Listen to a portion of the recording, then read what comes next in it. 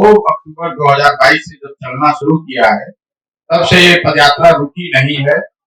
पर्व, त्योहार, जाड़ा, गर्मी, बरसात लगातार हम लोग चले, घर नहीं गए हैं, गाड़ी का कहीं उपयोग नहीं किया है, एक कदम भी गाड़ी पर नहीं बैठे।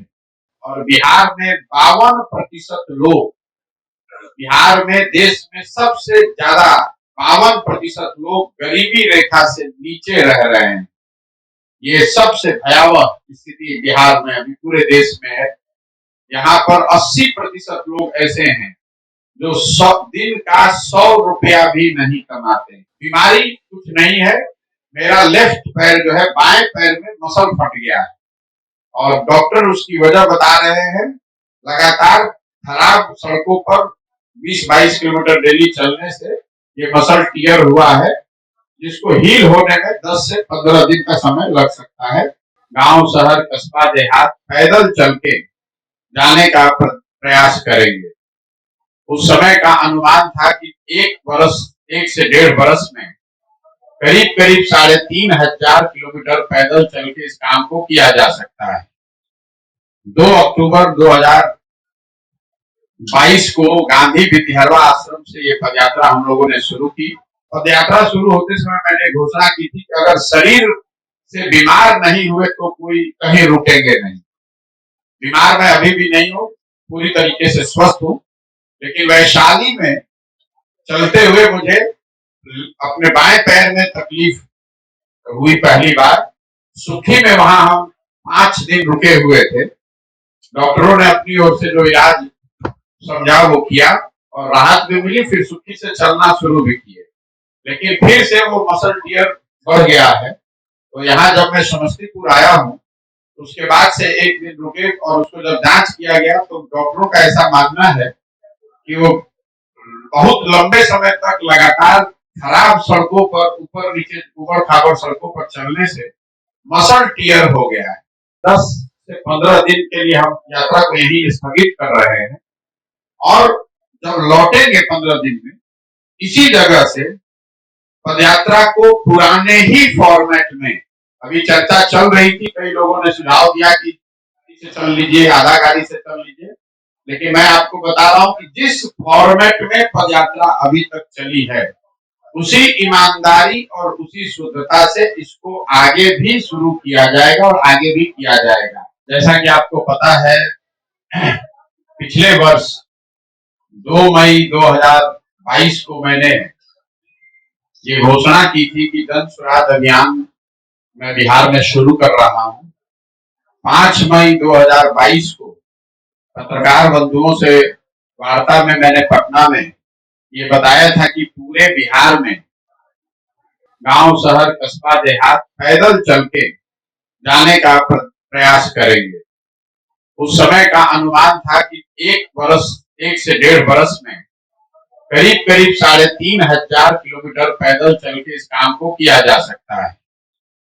2 अक्टूबर 2022 को गांधी विद्यारवा आश्रम से ये पदयात्रा हम लोगों ने शुरू की और तब से बिना ब्रेक लिए हुए, ये बात मैं आपको फिर से एम्फसाइज कर देता हूं, 2 अक्टूबर 2022 से जब चलना शुरू किया है, तब से ये पदयात्रा रुकी नहीं है। पर्व, त्योहार, जाड़ा, गर्मी, बरसात लगातार हम लोग चले, घर नहीं गए हैं, गाड़ी का कहीं उपयोग नहीं किया है, एक कदम भी गाड़ी पर नहीं बैठे।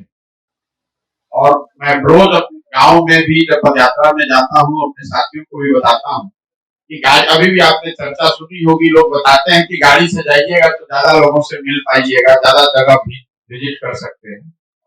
तो हम लोग की जो पूरी सोच है कि पदयात्रा में कितने किलोमीटर हम चल रहे हैं, कितने गांव में जा रहे हैं, इससे ज्यादा जरूरी है कि पदयात्रा के मकसद को पूरा करने के लिए इसकी शुद्धता और ईमानदारी, इसको पूरी तरीके से सुनिश्चित किया जाए। इसी वजह से गाड़ी का प्रयोग अभी तक नहीं करते हैं या बीच में कहीं ब्रेक नहीं लेते। आज पहली बार इस पदयात्रा को ब्रेक के लिए में लिया जा रहा है, तो ये मेरी जिम्मेवारी बनती है कि मैं पत्रकार बंधुओं को ये बताऊं कि ये ब्रेक क्यों लिया जा रहा है। पदयात्रा शुरू होते समय मैंने घोषणा की थी कि अगर शरीर से बीमार नहीं हुए तो कोई कहीं रुकेंगे नहीं। बीमार मैं अभी भी नहीं हूँ, पूरी तरीके से स्वस्थ हूँ। लेकिन वैशाली में चलते हुए मुझे अपने बाएं पैर में तकलीफ हुई पहली बार। सुखी में वहां हम 5 दिन रुके हुए थे। डॉक्टरों ने अपनी ओर से जो इलाज समझा वो किया और राहत भी मिली। फिर सुखी से चलना शुरू भी किए, लेकिन फिर से वो मसल टियर बढ़ गया है। तो यहाँ जब मैं समस्तीपुर आया हूँ, उसके बाद से एक दिन रुके और उसको जब जांच किया गया तो डॉक्टरों का ऐसा मानना है कि वो बहुत लंबे समय तक लगातार खराब सड़कों पर ऊपर नीचे ऊबड़ खाबड़ सड़कों पर चलने से मसल टियर हो गया है। मतलब हिंदी में मसल फट गया है। और ये कोई बहुत गंभीर बीमारी नहीं है, बहुत ज्यादा ओवर यूज है। मतलब 20, 22, 25 किलोमीटर अगर आप डेली खराब सड़कों पर चल रहे हैं पैदल, तो मसल फट सकता है। तो डॉक्टरों का अपना एक अनुमान है कि इसको दवा और इंजेक्शन से ठीक करने के साथ साथ ये जरूरी है कि 10-15 दिन का इसको आराम दिया जाए। जैसा कि आप देख रहे हैं, हम आपके सामने बैठे हैं, बिल्कुल स्वस्थ है, काम करने में कोई दिक्कत नहीं है। सिर्फ उनका सुझाव ये है कि चूंकि ये यात्रा अभी 1-1.5 महीने और 1-1.5 साल चलनी है, तो ये समय जब 8 महीने करीब पैदल चल लिए, तो 10 दिन रुक के उस मसल को हील करने का अवसर दे दिया जाए। इसीलिए 10 से 15 दिन के लिए हम यात्रा को यही स्थगित कर रहे हैं और जब लौटेंगे 15 दिन में इसी जगह से पदयात्रा को पुराने ही फॉर्मेट में, अभी चर्चा चल रही थी, कई लोगों ने सुझाव दिया कि गाड़ी से चल लीजिए, आधा गाड़ी से चल लीजिए, लेकिन मैं आपको बता रहा हूं कि जिस फॉर्मेट में पदयात्रा अभी तक चली है, उसी ईमानदारी और उसी शुद्धता से इसको आगे भी शुरू किया जाएगा और आगे भी किया जाएगा। जब मैं समस्तीपुर वापस लौटूंगा 15 दिन के बाद, इसको उसी तरीके से जैसे पिछले 7 महीने से किया जा रहा है, समस्तीपुर से आगे की बिहार की यात्रा उसी तरीके से पूरा की जाएगी। अगर फिर से कोई दिक्कत शरीर में हुई तो उस समय वो निर्णय लिया जाएगा, लेकिन अभी की सोच यही है कि जिस व्यवस्था में हम लोगों ने अभी तक पदयात्रा की है, इसी व्यवस्था और इसी प्रयोजन के तहत आगे इस काम को बढ़ाया जाएगा। आपने जो बस मेरी ओर से इतना ही आपको सूचित करना था।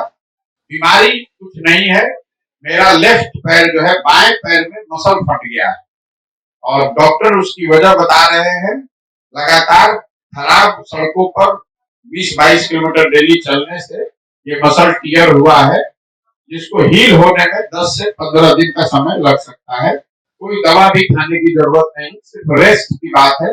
उस पैर पर, बाएं पैर पर ज्यादा वजन नहीं देना है, खासकर बहुत लंबा चलना नहीं है। लेकिन उन सबका अनुमान है, पटना में जो डॉक्टर है या बाहर के भी डॉक्टर जिन लोगों से हम लोगों ने सलाह लिया है, सबका मानना है कि 10 से 15 दिन में ये रिकवर हो जाएगा। और हो जाएगा तो इसी मैदान, इसी जगह से फिर जून के प्रथम सप्ताह से पदयात्रा को पुराने ही तरीके से फिर शुरू किया जाएगा।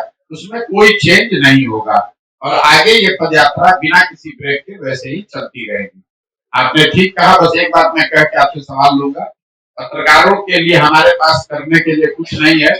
जैसे आप मुझे शुभकामना दे सकते हैं बिहार होने के नाते, तो वैसे मैं भी आपको शुभकामना दे सकता हूँ।